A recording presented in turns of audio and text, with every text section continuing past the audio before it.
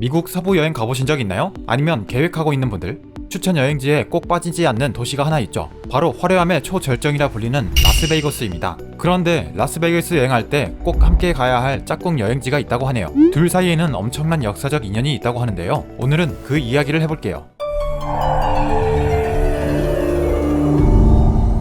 영화 트랜스포머에서 메가트론은 거대한 지하 기지를 탈출합니다. 높이만 221m, 길이는 411m에 달하는 이 거대한 기지의 정체는 사실 기지가 아닌 후보댐인데요. 저수지 용량만 해도 우리나라 소양강댐의 11배나 될 정도로 거대해 미국에서는 7대 건축물 중에 하나로 불리기도 합니다. 이 후보댐은 미국 서부 여행 코스에서 라스베이거스와 함께 꼭 들러야 하는 명소로 뽑히죠. 두 여행지는 1시간이 걸릴 정도로 서로 떨어져 있는데 왜 같이 가야 하냐고요?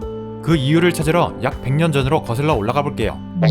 1929년 일명 검은 목요일로 불리는 주가 대폭락 이후 미국은 유례없는 경제 대공황 속에서 허우적대고 있었습니다.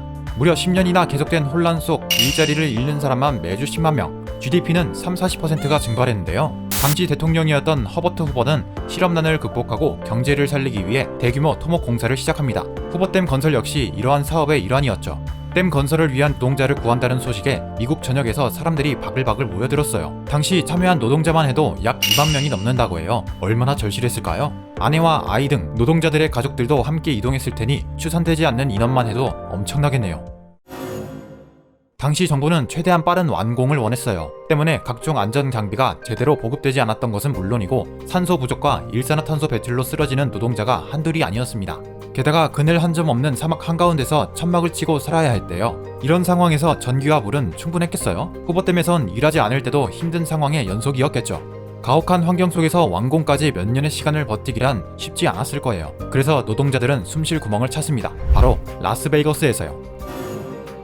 이들은 카지노에 완전히 푹 빠졌습니다. 때마침 네바다주 정부도 후보댐 공사를 위해 각지에서 수많은 사람들이 몰려드니까 이들의 임금으로 도시를 활성화시키려고 카지노를 승인했는데요. 지금의 라스베이거스에 비해서 시설들이 아주 열악했음에도 불구하고 후보댐 노동자들에겐 문제가 되지 않았습니다. 그들에겐 라스베이거스가 유일한 삶의 낙이었으니까요. 인구 5,000명이던 라스베이거스에 사람들이 연일 바글바글 된 지도 어느덧 5년. 드디어 1936년 댐이 완공됐습니다. 이때부터 라스베이거스의 부흥도 본격적으로 시작돼요. 후보댐이 미국 서부의 오아시스가 되면서 전기와 물이 안정적으로 보급됐기 때문이죠. 1941년 최초의 카지노 호텔 엘 란초가 들어섭니다. 후보댐 노동자들 덕분에 라스베이거스에서 카지노는 국룰이 되었어요. 뒤이어 1946년 최초의 현대식 호텔이자 카지노를 갖춘 플라밍고 호텔이 오픈하고 이 이후로 호텔과 카지노들이 정말 우후죽순 생기기 시작합니다. 연이어 공항과 컨벤션 센터들까지 지어져 명실상부 번영한 도시의 모습이 되죠. 오늘날 우리가 생각하는 라스베이거스의 이미지가 이때 만들어진 거예요. 전혀 관계없어 보이는 라스베이거스와 후보댐의 인연, 참 신기하지 않나요? 사실 후보댐 토목 사업은 실업난을 극복하기 위해 진행됐지만 단기적인 정책의 특성상 실효성은 떨어졌다는 평가들도 있어요. 하지만 예기치 않게 엄청난 대도시를 탄생시키는 결과를 낳았죠. 라스베이거스는 매년 3,500만 명 이상의 관광객들을 불러들이고 연평균 4조 원에 달하는 관광 수입을 달성하고 있습니다. 아무것도 없던 사막 한가운데서 시작해 세상에서 제일 화려하고 휘황찬란하고 번쩍번쩍한 도시가 되기까지 관광지로서 이 도시가 창출하는 일자리와 수많은 가치들을 생각하면 그야말로 소 뒷걸음치다 황금지 잡은 격이네요.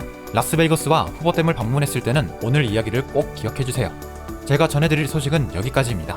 유익하셨다면 구독, 좋아요, 알림 설정 부탁드릴게요. 그럼 다음에 또 보엉!